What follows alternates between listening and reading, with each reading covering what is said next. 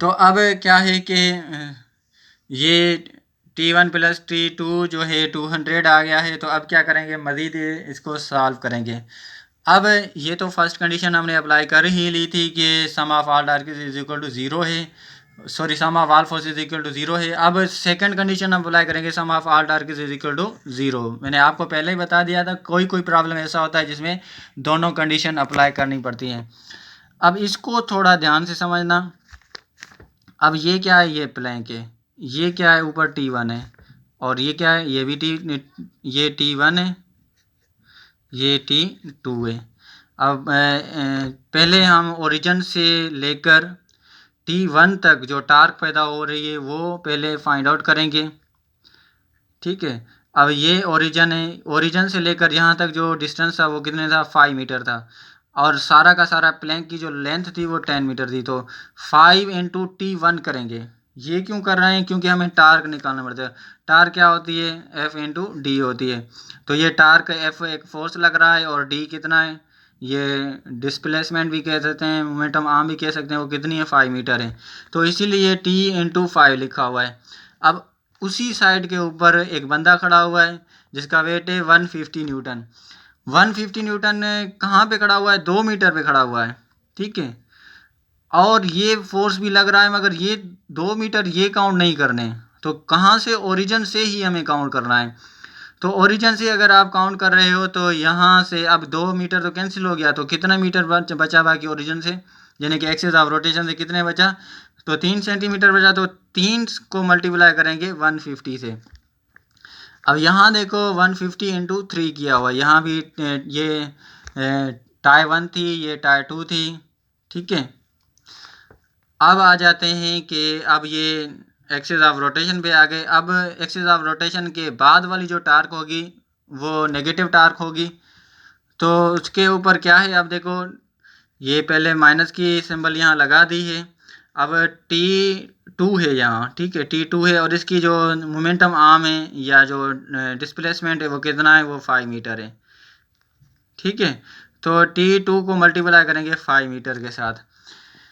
तो यानी कि ये हमने टार्क जो है इसी तरीके से निकाल ली है। अब सॉल्व करेंगे, अब सिंपलीफाई किया तो आंसर ये आ गया कि 5T1 minus 5T2 is equal to minus 450। इसको नाम दे देते हैं इक्वेशन नंबर 1। अब इक्वेशन नंबर 1 भी दे देते हैं। आगे क्या करेंगे, इसी इक्वेशन को हम अच्छा ठीक है, इसी इक्वेशन को हम नीचे लिख लेते हैं, सॉल्व कर लेते हैं। अच्छा, ये तो इक्वेशन नंबर 2 थी। अब इक्वेशन नंबर 1 कौन सी थी, T1 plus T2 is equal to 200। अब मज़ीद हमें अगर कैंसिल आउट करवाना है, कोई भी चीज़ कैंसिल आउट करवानी होती है तो अलजेब्रिक रूल्स ये होते हैं कि जो इसके साथ नंबर है वो उसी के दूसरी वाली इक्वेशन के साथ मल्टीप्लाई करना पड़ता है। मिसाल के तौर पर यहाँ 5 है, यहाँ भी 5 है, तो फर्स्ट इक्वेशन के साथ हम 5 को मल्टीप्लाई करेंगे।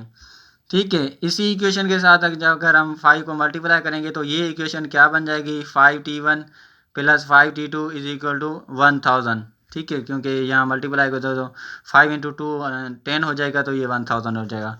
तो फर्स्ट कंडीशन यहाँ मैंने इसी तरह से लिखी हुई है। ठीक है, फर्स्ट इक्वेशन, तो 5T1 plus 5T2 is equal to 1000। ये कहाँ से आई ये मैंने आपको बता दिया है, ऐसे न परेशान नहीं होना कि यहाँ भी लिखा हुआ मल्टीप्लाई इक्वेशन 1/5। अब ये 2 तो इक्वेशन हमारे पास पहले ही मौजूद थी, तो ये माइनस करवाएंगे। तो जैसे ही माइनस करवाएंगे तो ये दोनों तो कैंसिल आउट हो जाएंगे, और ये दोनों प्लस के हैं तो ऐड हो जाएंगे, 10T1 हो जाएंगे, और T2 तो कैंसिल हो जाएंगे। अब यहाँ से क्या हो जाएंगे, माइनस का 450 है, तो प्लस के कितने बचेंगे, 550। अब मज़ीद सॉल्व करेंगे, यहाँ मल्टीप्लाई कर रहा है 10, यहाँ जाकर इज इक्वल टू की दूसरी साइड जाकर डिवाइड करेगा तो T1 is equal to 55 newton आ जाएगा।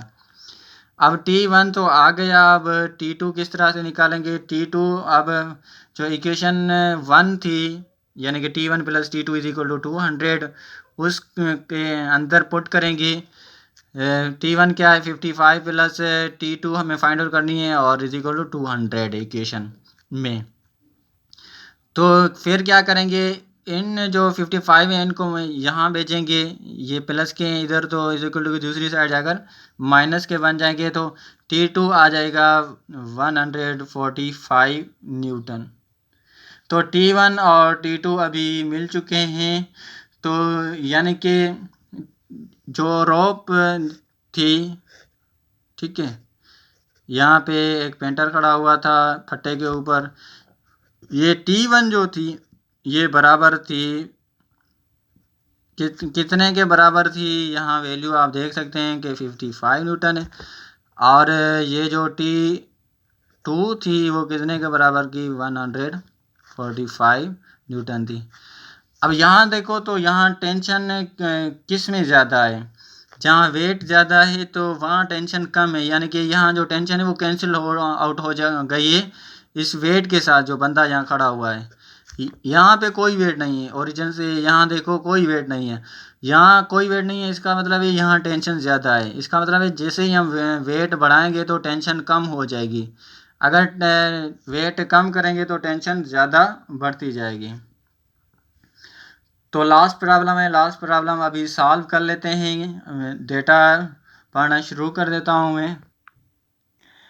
अब डेटा ये है कि find the tension in cable and components of the force exerted on the beam of the wall, figure number 6.5. the weight of the beam is 300 Newton. इसका मतलब है एक वायर है, यानी कि केबल बांधी हुई है एक बीम के साथ, यहाँ ये एक दीवार है, ठीक है, मिसाल के तौर पर ये दीवार है, इसके साथ क्या लगा हुआ है, ये एक बीम लगा हुआ है, ये वाला बीम है।